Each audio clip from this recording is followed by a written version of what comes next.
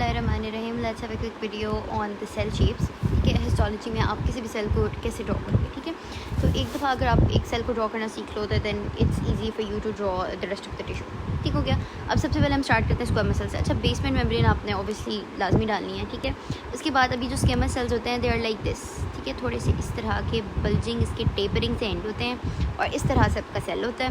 ठीक है, और आपने उसके बाद इसको न्यूक्लियस, अच्छा साइटोप्लाज्म सारा फिल करना है। ठीक है, उसके बाद आपने इसका जो है ना रॉड शेप सा न्यूक्लियस यहाँ डाल देना है। ये तो कुछ ज़्यादा ही मोटा हो गया। ठीक है, इसका रॉड शेप जो है ना न्यूक्लियस यहाँ डाल देना है। ठीक है, रॉड शेप न्यूक्लियस इस तरह से। ये आपका हो गया स्क्वामस सेल। ठीक है, अब जो है आपका गॉबलेट सेल किस तरह का होता है। गॉबलेट सेल ऑलरेडी मैं बता भी चुकी हूँ पिछली वीडियोस में।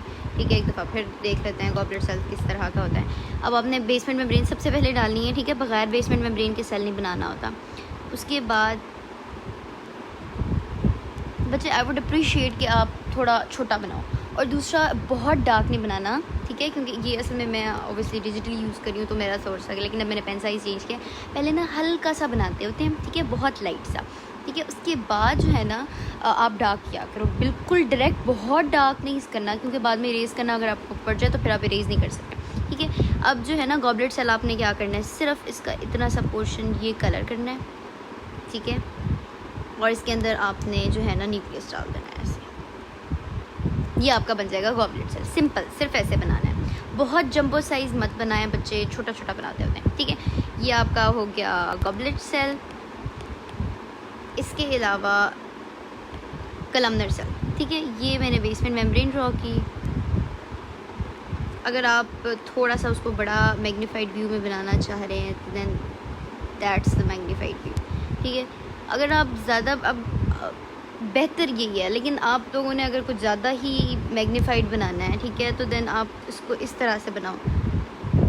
ठीक है, ये ऐसे। अच्छा, ये यूँ कोई गॉबलेट सेल नहीं होता, प्लीज़ माइंड इट। बगैर बेसमेंट मेम्ब्रेन के और यूँ कोई सेल नहीं होता, सॉरी कलमनर सेल। अब आपने इसका साइटोप्लाज्म कलर कर देना है। ठीक है, और उसके बाद आपने इसमें डाल देना है न्यूक्लियस। ठीक है, यहाँ पे ओवल बेजल न्यूक्लियस आपका हो जाए। ठीक हो गया। उसके बाद क्यूबॉइडल सेल, ये आपका कलमनर सेल था। ठीक है, अब हम बनाते हैं क्यूबॉइडल सेल। क्यूबॉइडल सेल्स, ये तो सबसे आसान है। इट्स क्यूब जिसकी 4 साइड्स इक्वल होती है। ठीक हो गया। अच्छा, बग़ैर बेसमेंट मेम्ब्रेन के फिर कुछ भी नहीं ड्रॉ करना। ठीक है, ये आपका क्या। अच्छा, ये मैं फिर बता रही हूँ, आप लोग पहले लाइट बनाया करो, बाद में उसको डार्क किया। ठीक है, अभी ये उसका सेंट्रल न्यूक्लियस मैंने बनाया। ठीक हो गया। उसके बाद जो है ना एक और सेल जिसमें आपकी ज़्यादा मिस्टेक होने के चांसेस होते हैं, वो है प्लाज्मा सेल। ठीक है, प्लाज्मा सेल एंटीबॉडी सिक्रीट करता है। अब आपको पता है वो किस तरह का होता है, इट्स कम्प्लीटली बेसोफिलिक। ठीक है, उसमें आप अगर अब आपको कैसे पता चलेगा वो बेसोफिलिक है, लाइक खोलो और उसको पहले प्लाज्मा सेल को रीड करो। ठीक है, प्लाज्मा सेल क्या होता है, प्लाज्मा सेल्स में है ना वो कम्प्लीटली बेसोफिलिक होता है। ठीक है, तो अब आप जब उसकी सेल बाउंड्री, जब सारा सेल स्टेन ले लेते हैं ना, अब आपने उसको ऐसे नहीं बनाना। अब आप लोग क्या करते हो, ये आपने ऐसे सेल बना दिया। ठीक है, उसके बाद आपने पकड़ के उसमें बेसोफिलिक साइटोप्लाज्म कर दिया। ऐसे जो है ना ये बहुत गलत तरीका है, ऐसे आपने नहीं बनाना। आपने जब बेसोफिलिक सेल होता है तो फिर आपने उसको सारा ही बेसोफिलिक बनाना है। ठीक है, अब मैंने जो है ना ये ओवल सेल होता है। ठीक है, ओवल शेप सेल जिसकी मैंने बेसोफिलिक साइटोप्लाज्म की बाउंड्री दी, और अब मैंने इसका न्यूक्लियस बनाया। अब इसका न्यूक्लियस कार्टवील न्यूक्लियस होता है। ठीक है, मतलब उसमें ऐसी अपीयरेंस होती है कि वो यहाँ से डार्क है, क्लॉक फेस, कार्टवील, इस तरह की उसकी। उसके बाद इसके इर्द गिर्द का जो एरिया होता है उसको हम बोलते हैं peri nuclear halo. Peri nuclear halo में क्या होता है कि because of abundance of Golgi जो है ना वो एरिया लाइट स्टेन रहता है as compare to the rest of the cytoplasm. ठीक है, उसका rest of the cytoplasm is more stain basophilic. ठीक है, तो वो पेरी न्यूक्लियर हेलो छोड़ के बाकी सारा साइटोप्लाज्म आपने बेसोफिलिक कलर कर देना है। ठीक है, ये इस तरह से you are suppose to draw a plasma cell. ठीक है, ठीक है, अब आपकी जो अभी भी मेरी ना सेल बाउंड्री थोड़ी सी डिसर्नेबल है। सेल बाउंड्री डिसर्नेबल नहीं होनी चाहिए, मतलब आपको पता ना हो कि ये सेल ऐसे मैंने एक लाइन खींच के सेल बाउंड्री बनाई है, नहीं, कभी भी ऐसे लाइन आपको नज़र नहीं आनी चाहिए, मतलब हिस्टोलॉजी में। ठीक है, this is your mast cell. ठीक है, उसके बाद अगर आप प्लाज्मा सेल बनाओ, मास्ट सेल के अलावा दूसरा आपके मास्ट सेल, सॉरी ये प्लाज्मा सेल हो गया, मास्ट सेल। अच्छा, अब मास्ट सेल को भी आपने जब ड्रॉ करना है तो फर्स्ट आप लाइक से पढ़ो कि मास्ट सेल क्या होता है क्या नहीं होता। ठीक है, तो मास्ट सेल भी इसी तरह का होता है। ठीक है, इसी तरह का वो ओवल सा सेल होता है। ठीक है, और अब आप देखो उसके जो ग्रेन्यूल्स होते हैं, वहाँ लिखा हुआ है कि उसके जो ग्रेन्यूल्स होते हैं, अगर आप लाइक खोलोगे तो उसके ग्रेन्यूल्स वॉश हो जाते हैं ड्यूरिंग स्टेनिंग। ठीक है, लेकिन अगर आप उसको फिक्सेटिव यूज़ करो then they stain deeply basophilic. ठीक है, इतने basophilic that they obscure the cytoplasm. अब आपने एक उसका न्यूक्लियस, अभी आपने उसका न्यूक्लियस बना दिया। ठीक है, अब आपने साथ में डेंसली पैक ग्रेन्यूल्स बनाने हैं। ठीक है, इतने डेंसली पैक बेसोफिलिक ग्रेन्यूल्स आपने इससे ड्रॉ करने हैं सारे।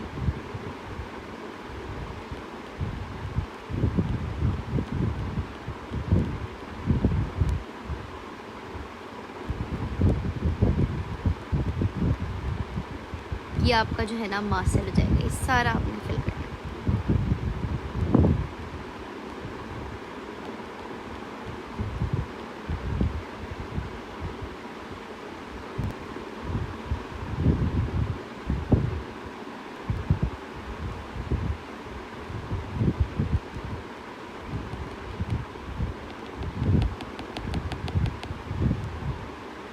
या बाकी सारा देख लेना मास्ट सेल को कैसे वो होता है। ठीक हो गया, मास्ट सेल बेसोफिलिक नहीं, यूसिनोफिलिक नहीं होता। क्यों नहीं होता? You should have a sound reason. जो भी ड्रॉ करो उसके आपके पास एक रीज़न होनी चाहिए। और रीज़न क्या है कि नॉर्मल स्टेनिंग में इसका जो ग्रेन्यूल्स होते हैं दे वॉश आउट, लेकिन अगर आप फिक्सेटिव यूज़ करो, ठीक है, तो ये the granules turn take deep basophilic stain. ठीक हो गया, तो ये आपका मास्ट सेल हो गया। इसके अलावा आपके पास जो है ना और कौन से पोलीगोनल सेल्स होते हैं। ठीक है, पोलीगोनल सेल्स कैसे होते हैं? पोलीगोनल शेप के। सबसे पहले बेसमेंट मेम्ब्रेन ड्रॉ करो। ठीक है, उसमें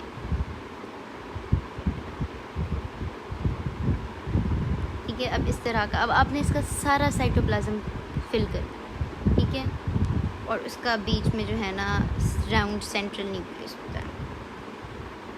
this is your polygonal cell. ठीक है, अब अगर मैं यहाँ पे कोई जगह छोड़ रही हूँ ना, I have a sound reason. ठीक है, ये जो मैंने जगह छोड़ी है ये पेरी न्यूक्लियर हेलो है।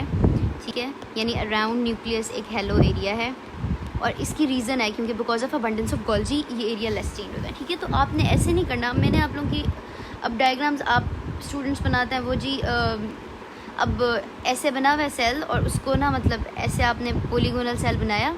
ठीक है, उसके बाद ना अब यहाँ से कुछ एरिया साइडों से डार्क स्टेन है, बीच में से लाइट स्टेन छोड़ा हुआ है। नो, ये गलत है। हिस्टोलॉजिकली आप जो बना रहे हो you should have a sound reason for drawing. So ठीक है, पोलीगोनल सेल्स के अलावा आपके कौन से सेल्स होते हैं? एडिपोसाइट्स। ठीक है, फैट सेल्स जो होते हैं हमारे पास, एडिपोसाइट्स। अब आपने एडिपोसाइट कैसे ड्रॉ करना है? इसकी ना सिग्निफिकेंट अपीयरेंस होती है, सिग्नेट रिंग अपीयरेंस। उसमें यह है कि आपने सबसे पहले एक ऐसे सर्कल बनाना है। ठीक है, अब उस सर्कल में ना ये वाला एरिया, मतलब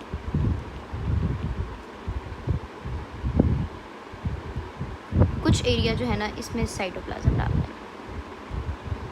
ठीक है, अब इस एरिया में आपने फ्लैटेंड न्यूक्लियस बनाना होता है ऐसे। ये है आपका एडिपोसाइट जिसकी सिग्नेट रिंग अपीयरेंस है।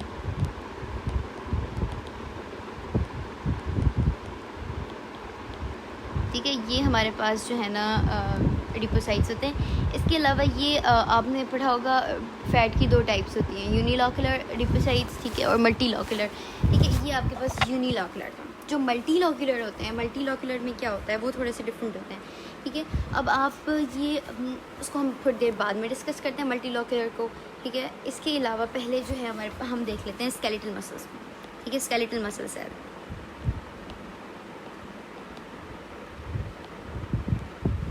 स्केलेटल मसल सेल्स जो होते हैं वो कहते हैं,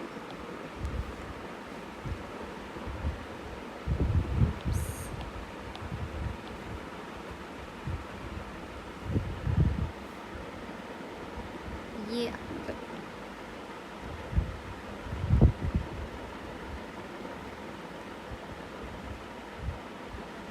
इसमें ना स्ट्राइएशंस होती हैं, तो आपने ऐसे ऐसे करके ना स्ट्राइएशंस शो करनी है।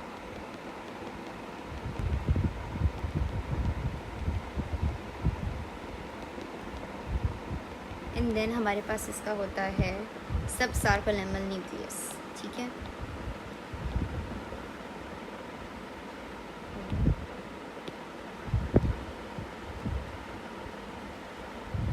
सब सार्कोलेमल इसका जो है ना, ये आपके पास न्यूक्लियस होता है। स्केलेटल मसल्स इस तरह से आपने कुछ ड्रॉ करने होते हैं। जो स्मूथ मसल्स होते हैं वो स्मूथ मसल पे ऐसे कोई रंग लगते हैं ना, स्मूथ मसल्स जब बनाने की बारी आती है, स्मूथ मसल सेल। अब इसमें ना बेसिकली जब आप ड्रॉ करते हो स्मूथ मसल्स, तो एक्चुअली में ये थोड़े स्पिंडल से फ्यूजीफॉर्म से सेल्स होते हैं, ठीक है। और ये कि एक सेल के उस पर दूसरा सेल होता है, ठीक है। ये मैं नीचे बनाती हूँ। ये आपके पास इस तरह के स्पिंडल शेप सेल्स होते हैं ऐसे, और ये मछलियाँ नहीं बनानी, ऐसे ऐसे नहीं बनाने होते, ठीक है। आपने ना इसको बिल्कुल ये मैग्नीफाइड व्यू है, ठीक है। एक्चुअली में जब आप ड्रॉ करोगे, ठीक है, कि किसी भी टिश्यू के अंदर जब आप ड्रॉ करोगे तब आपने इतने बड़े बड़े नहीं बनाने होते, ठीक है। वहाँ आपने छोटे बनाने हैं। अब वो छोटे आप कैसे ड्रॉ करोगे वो मैं आपको बताती हूँ, ठीक है।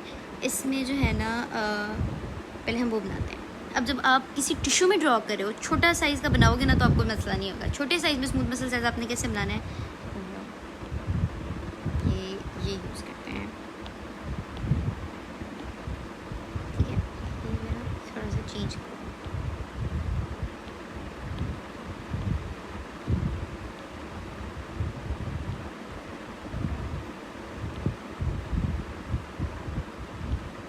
इस तरह से आपने बहुत इस तरह से स्मूथ मसल्स बनाते हैं, ठीक है। उसके बाद बीच में ऐसे न्यूक्लियस डाल दो, ठीक है,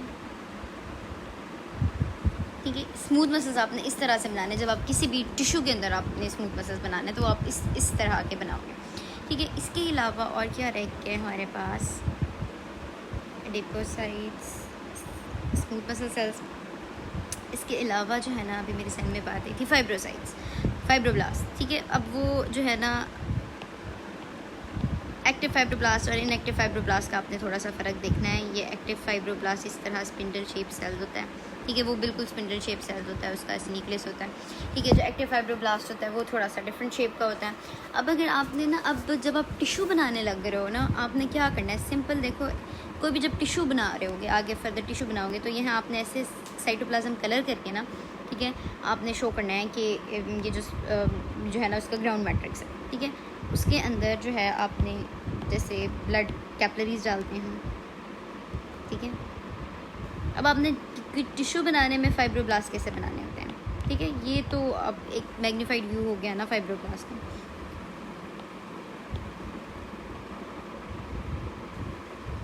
अब ये मैंने आपको कहा था कैपलरी ऐसे बनती होगी, ठीक है। बीच में से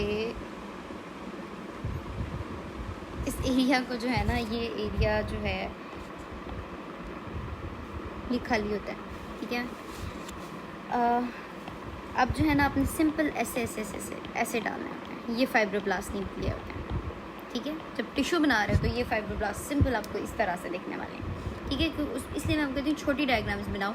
ये जो बड़ी डायग्राम्स है ये मैग्नीफाइड व्यू इसलिए कि आपको समझ आए, उसके बाद आपने कैसे ड्रॉ करना है बाद में वो फिर उस पर डिपेंड करता है, ठीक है। बाकी इसके अलावा जो है और क्या बताना था, यस, आपके पास जो है सीरस और म्यूकस सेल्स, ठीक है। सीरस ग्लैंडुलर एपिथेलियम जो है ना वो देख लेते हैं। ग्लैंडुलर एपिथेलियम, इसके सीरस और म्यूकस सेल्स। अच्छा, अब सीरस ऐसे ना आप कैसे ड्रॉ करोगे, सीरस ऐसे नए में ना आपने एक सर्कल लगाना है, ठीक है। उसके बाद उसको ऐसे ऐसे करना है, ठीक है। ये सीरस सेल्स, थोड़ा सा इसका ल्यूमिन रखना है, उसके बाद इसको आपने सारा कलर कर देना।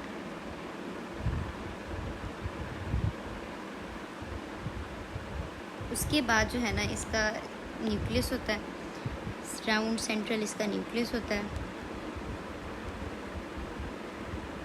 और इसमें आपने एक बात इंपॉर्टेंट याद रखनी है, इसके अंदर ना बेसल बेसोफिलिया होता है, ठीक है।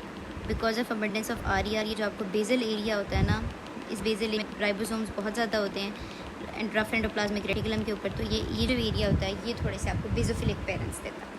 और जो इसका एपिकल एरिया होता है उसमें हमारे पास होते हैं ज़ाइमोजन ग्रैन्यूल, ठीक है। और ज़ाइमोजन ग्रैन्यूल जो होते हैं वो यूसिनोफिलिक होते हैं, तो यहाँ आपने कुछ ज़ाइमोजन ग्रैन्यूल्स बना रहे हैं। लेकिन जब आप टिश्यू में कोई भी बनाओगे तो टिश्यू में आपने सिंपल, जब छोटी मैग्नीफिकेशन में बनाओगे तब आपने ऐसे करके बनाना है, ठीक है। इसको सारा जो है ना पिंक कलर कर देना है।